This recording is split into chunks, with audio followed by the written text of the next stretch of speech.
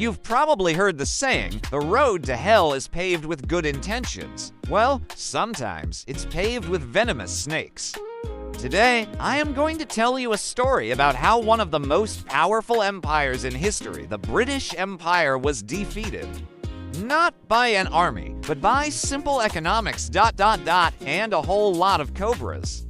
This is the origin story of what's now known as the Cobra effect, and it teaches us a crucial lesson. Be very, very careful what you pay for.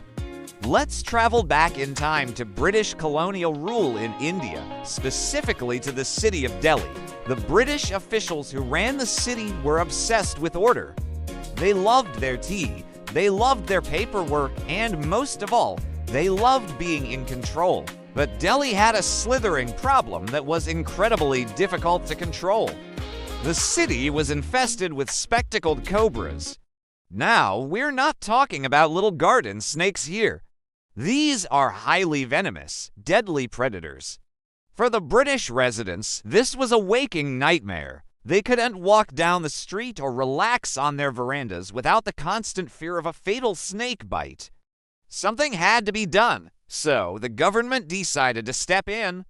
They thought, we have money, we have power, let's just buy our way out of this problem. And so, they introduced a bounty system. The logic was beautifully simple. If you bring a dead cobra to a government office, we will pay you a cash reward. At first, it seemed like a stroke of genius. It worked perfectly.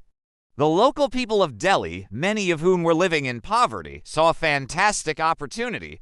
A citywide snake hunt began. They scoured the streets, the gardens, and the surrounding jungles. Dead cobras started piling up at government offices. The snake population in the city visibly dropped. The British officials patted themselves on the back. They probably toasted to their own cleverness. Problem solved, old chap. But they forgot one fundamental thing about human nature. Humans are entrepreneurial. We are incredibly good at finding the most efficient path to a reward. You see, the locals quickly realized something. Hunting snakes in the wild is dangerous. It takes a lot of time. And eventually, you're going to run out of wild snakes to hunt. But if you get paid for every single dead snake, why wait for nature to provide them? Enterprising locals started to think like businessmen. Instead of hunting cobras, they started breeding them. That's right, hidden away in backyards and basements all across Delhi, secret cobra farms began to pop up. People were raising snakes from eggs, feeding them, and letting them grow for the sole purpose of killing them and collecting the bounty. It became a booming industry, a side hustle, if you will. The government was unknowingly funding a massive, citywide snake breeding program. For a while, nobody in power noticed. The government officials just kept paying out the cash. But eventually, someone looked at the numbers. They realized that despite paying for thousands of dead snakes every month, the number of snakes in the city wasn't going down. In fact, people were bringing in more dead snakes than ever before. This didn't make any sense. They launched an investigation and soon discovered the uncomfortable truth. They weren't solving the snake problem, they were paying people to create it. They were the primary customers for a product they were trying to eliminate. Furious and embarrassed, the British government immediately canceled the bounty program. No more money for snakes, they declared, and this is where a bad situation turns into a complete disaster. Just imagine for a second that you are a snake breeder. You have hundreds of venomous cobras in your backyard. Yesterday, they were a source of income, a valuable asset. Today, they are worthless. Not only that, they are expensive to feed and dangerous to keep. So what do?